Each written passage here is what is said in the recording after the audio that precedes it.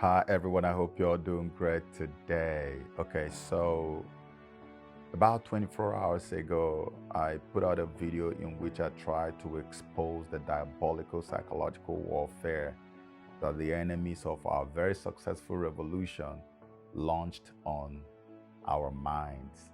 And so many people fell victims, which is very sad. And in that video, I made a very profound claim that I'm about to prove to you now is actually true. Yeah? In that video, I said that this psychological warfare of pitting the Yorubas against the Igbos is actually non existent, it is phantom.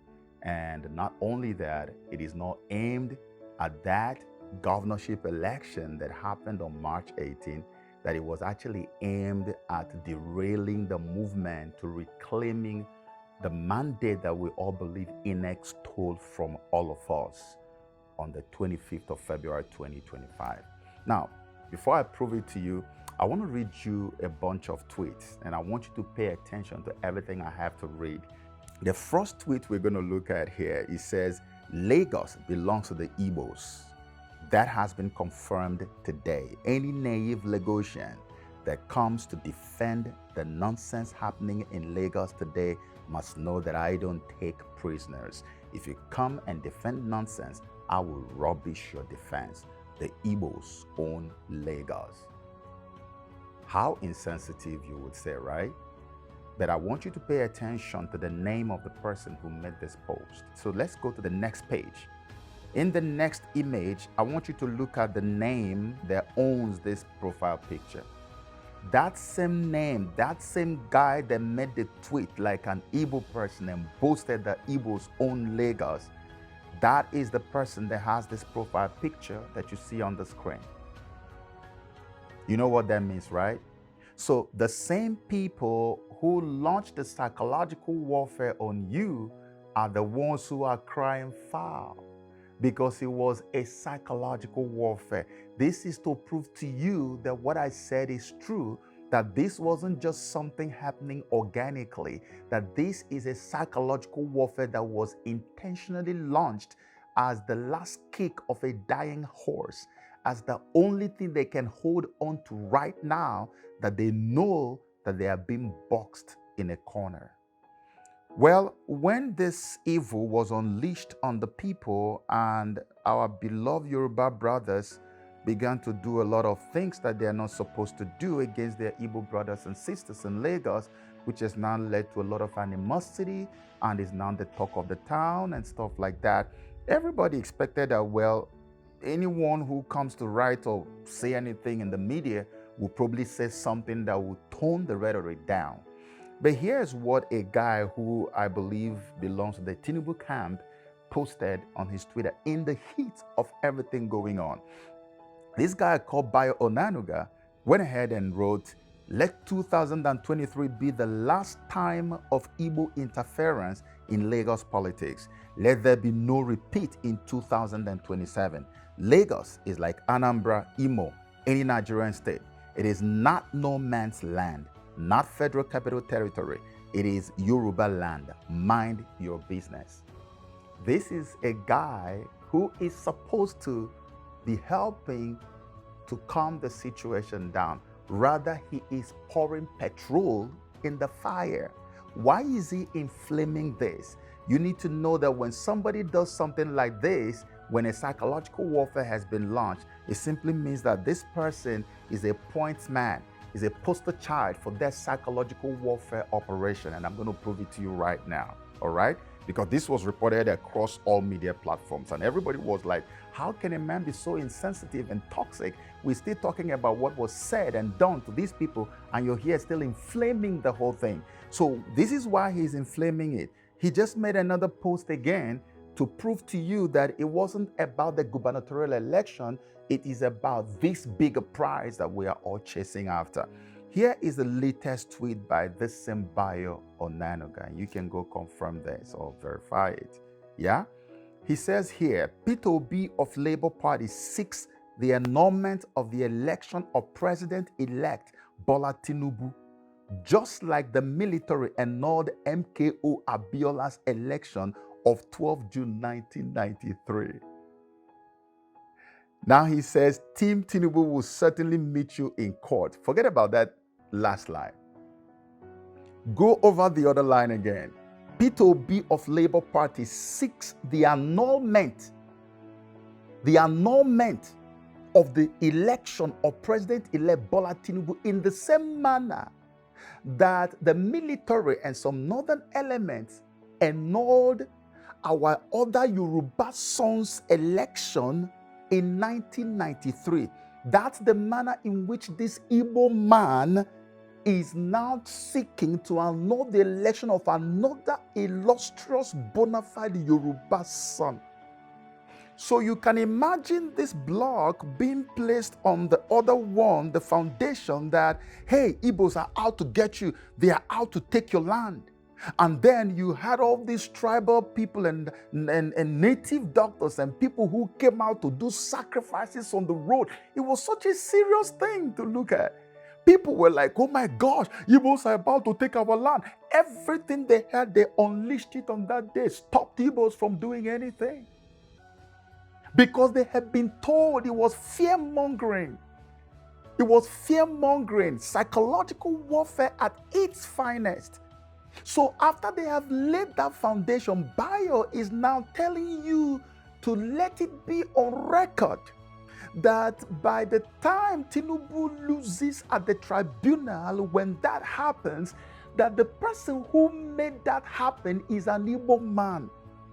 And he's not doing it because Tinubu did not go through the right process to become president-elect. He's doing it simply because of the hatred the Igbos have for Yorubas. That's why he wants him now to lose the election that he has already won. So all the due processes that are being followed, all the people who believe their mandate was stolen by INEC, all the people who were so angry by what happened on February 25th, all of that will now be swept under the carpet. Everybody's focus will now be on the fact that these same Igbos who want to take over our land are now trying to deprive our son of the glorious position he has won. How was it won? If he won fair and square, will the court take it away from him? If the thing was not gotten fair and square, then the court will take it away from him. A due process is being followed, and Bayo is here telling people to keep an eye on an Igbo man who is seeking the annulment. But keep in mind that Peter Obi and Labour Party are not the only people who filed suit at the Presidential Election Tribunal. Atiku Abubakar and PDP also did. Several other parties also did, challenging the same thing that Peter Obi is challenging. But Bayo has only the picture of Obi and Tinubu on his tweet and said, this Igbo man is trying. So when he has succeeded in doing this, what is going to happen is that you're going to see them, if not that God has created people like us to burst the bubbles. They would have started building on this narrative.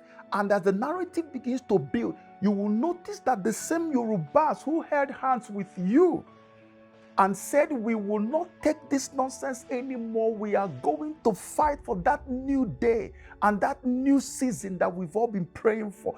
And those same Yoruba people will now look at you and say, this thing is tribal hatred. Is that why you don't want my own brother to rule? They will no longer think about the collective good of the people. They will start thinking with the mindset of a tribal bigot. This is what they want to instill. That's why I told you that whatever they were doing was not for the governorship election, because like I said, Sanwo-Olu is the closest Yoruba or Lagos governor that I've ever seen to Igbos. So why would they want to do that? It is to start something that is going to derail our movement to reclaiming the bigger pride. Can you see it now that Peter Obi is seeking the annulment?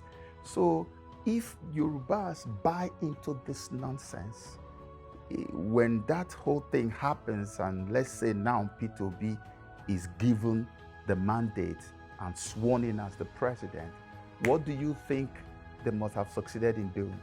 They would have succeeded in telling the Yorubas that, look, this is the person who denied you the opportunity of having your son in Aso Rock. Then the Yorubas are going to get angry and want to destroy Igbo things and want to kick Igbos out. This is what you have done to us. You need to get out of our land. You need to do this. You need to. Things like this are posted on Twitter, and no authority, nobody is saying, why are you? This is hate. This is hate speech. Nobody is checking this out, but we have the authority that monitor what is posted on social media. But nobody gets, I've seen too many provocative stuff posted on social media. Nobody's asking questions about these things. And you wonder why. This is not right. P2B and Labour Party are not the only people who are challenging the election. But this guy had to do this because they want to set the tone for a prolonged tribal rivalry between the Yorubas and the Igbos, because they know these are the two most powerful forces in the movement that has been fighting for a new day in Nigeria, fighting to retire the old order. Remember when we had the prayer, that the 3 days prayer that we had? Remember one of those prayer days, I think it was the last day, I remember saying to us that as we were praying, I saw a vision of the altar of darkness that has always encouraged brigandage, criminality, corruption, wickedness, and the position of wicked and the worst of leaders on Nigerians, that altar was on fire. That I saw things like the tongues of fire descending and burning the altar in Lokoja. I saw it in the vision while we were praying. And that was when God confirmed to me that the old order has been retired. I made this declaration. I said it to the hearing of everybody. And guess what happened on February the 25th? Do you know, like I asked in my previous video, do you know how many old order politicians who never thought that anything could ever move them? Do you know how many of them you retired permanently? And they would never be restored again to their political place. They had been retired permanently. Many were retired on that day. On the 18th of March, many too were retired. That is to show you that the old order is gone. Another sign that the old order has been retired and permanently buried alive is the fact that if it was before, the typical Nigerian that I know would say by this time that, well, to hell, they have done their worst. I'm moving on with my life. Maybe I will just jackpot. Maybe I will just do this. I mean, some people are doing that right now. But if you look at a vast majority of people this time around are insistent on getting justice. Many are saying we will not take this lying down. A lot of people are refusing to accept what has happened. Under normal circumstances, by now, we would have moved on. And the people in Abuja would have carried on with their business. But can you imagine? The youths are, that's why I told you when we did that prayer, that there is a new spirit of Elijah upon the youths of Nigeria this time around. And that spirit is what they wanted to destroy by telling us that the Yorubas hate Igbos or the Igbos hate Yorubas. So when they pit two of us and we start fighting, that whole movement will be derailed. That's why, like I said to you, God has some of us here to decode it, because this is what I have done for a very long time. You know, I keep saying it, I don't need to talk too much, but there are some other things I do that I know I do very well, that you can't beat me at it. I do this. There's no way I see a psychological operational warfare pass by me that I wouldn't decode it. Nowhere on this earth. I'm not the best, but I can tell you 99.9 accuracy. That's how I was able to detect it. And God wants us to bust the bubble so that it doesn't derail our movement. Because what we are pursuing is not a tribal pursuit. It's not a religious pursuit.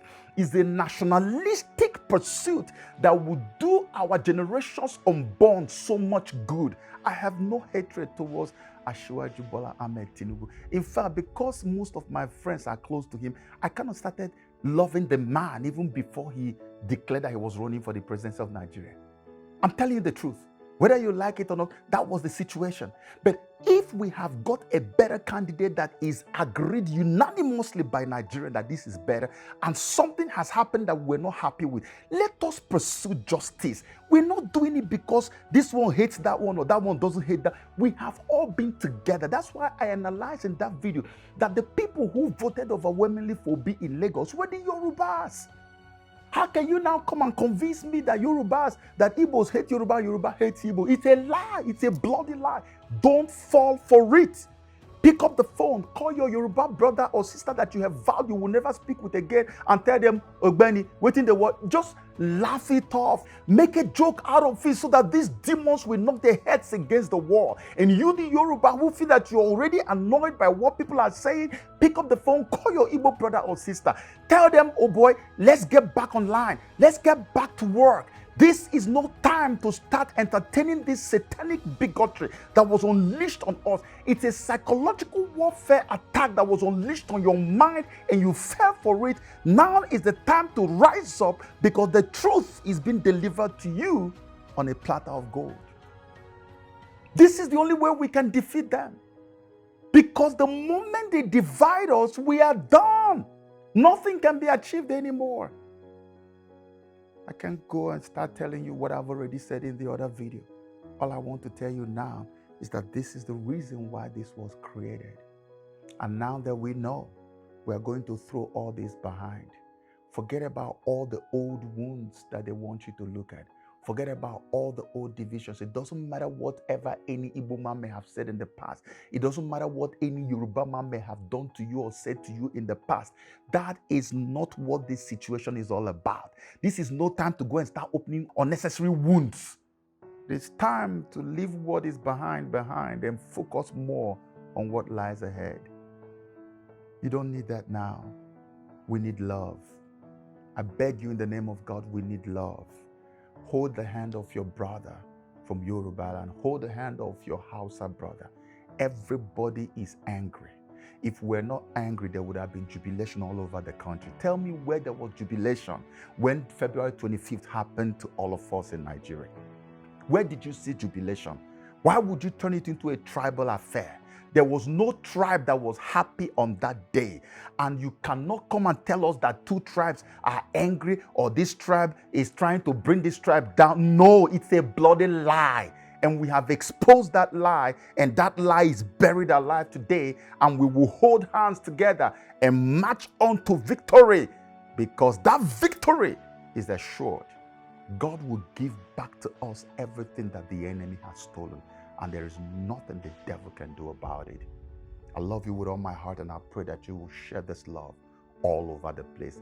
May God bless you and give you the grace to do what is right when the time is right.